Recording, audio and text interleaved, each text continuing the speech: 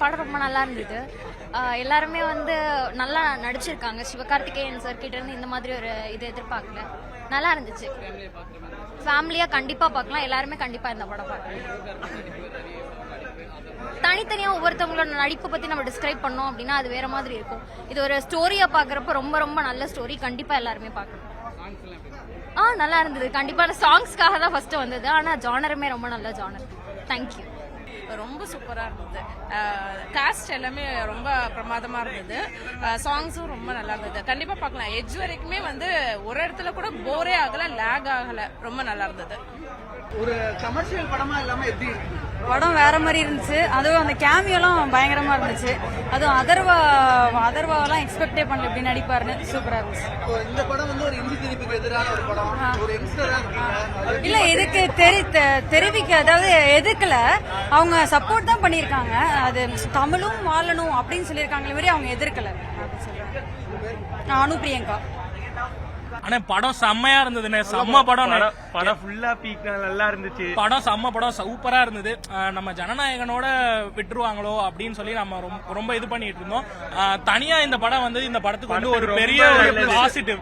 தமிழோட பத்தி எங்களுக்கும் அவ்வளவா தமிழகத்தை பத்தி தமிழை பத்தி எல்லாம் ஃபுல்லாவே தெரியாது. தமிழோட பாரம்பரியங்கள் அதெல்லாம் சண்டை மொழி போர் அதெல்லாம் பத்தி எங்களுக்கு பெருசா தெரியாது. ஆனா ரொம்ப கிளியரா சொல்லியிருக்காங்க.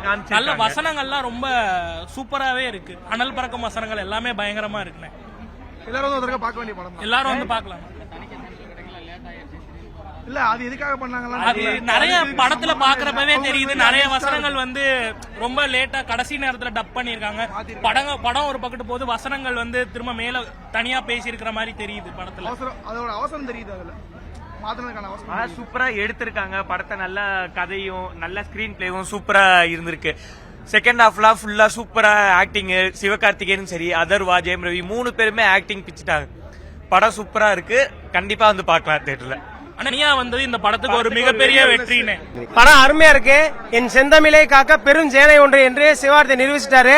இது தமிழ் மொழிக்காக போராடிய தமிழர்கள் மற்றும் அதர் ஸ்டேட்ல உள்ள எல்லாத்தையும் ஒரு ஒற்றுமையான ஒரு இந்தியாவில் அனைவரும் பார்க்க வேண்டிய படம்.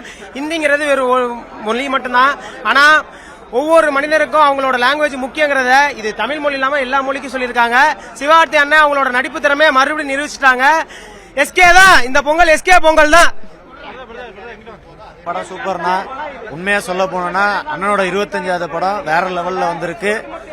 தமிழ் தீ பரவட்டும். இன்னைக்கு தமிழுக்கு வந்து எந்த அளவுக்கு முக்கியத்துவம் இருக்கு, இந்தி திணிப்பை நம்ம எந்த அளவுக்கு வந்து எதிர்க்கணுங்கிறத ஒரு முழு படத்துல வந்து எல்லாத்துக்குமே நல்ல ரோல் கொடுத்து சூப்பரா படம் எடுத்திருக்காங்க. சூப்பர்.